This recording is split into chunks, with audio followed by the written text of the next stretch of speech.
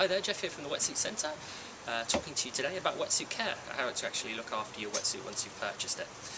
One of the key things that we get asked, basically, is just really how to look after your suit and make sure that you get the maximum amount of time out of it before it dies and you need to buy another one. All of our suits come with a warranty. Usually it's for a year, and it's usually just on the workmanship or the sort of seams of the suit, basically.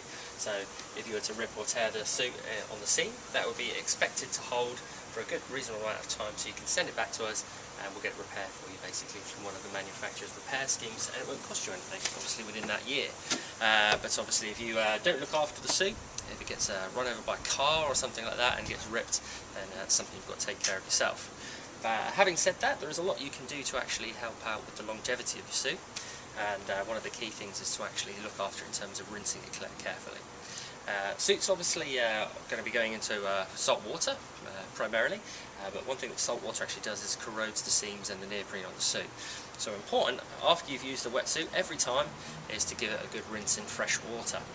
One thing that does work well with fresh water as well is products like this. This is Rip Curl's Piss Off. There's lots of manufacturers of this kind of stuff, and basically this is a disinfectant for wetsuits. What you shouldn't do is, obviously, when you're out in the water, is to go to the toilet in your wetsuits. But if you ask most surfers or people water sports users, it is something that they do. Unfortunately, it's too hard to get in and out of a wetsuit to then have to go to the toilet. So again, that sort of thing does corrode the seams on the wetsuit and affects how long the suit will last. And so this is where this stuff comes in handy. What I'd recommend you do then, if you can use a bucket or you can use a bathtub or anything like that, or a shower, is basically, this is ideal though if you've got actually something you can dunk a suit in. Once you've used it, you've got Sean's old tattoo suit here, so you can see this is in need of a bit of TLC. It's basically, you take 10 litres of water, typically, and then all you need is just a cap full of the disinfectant.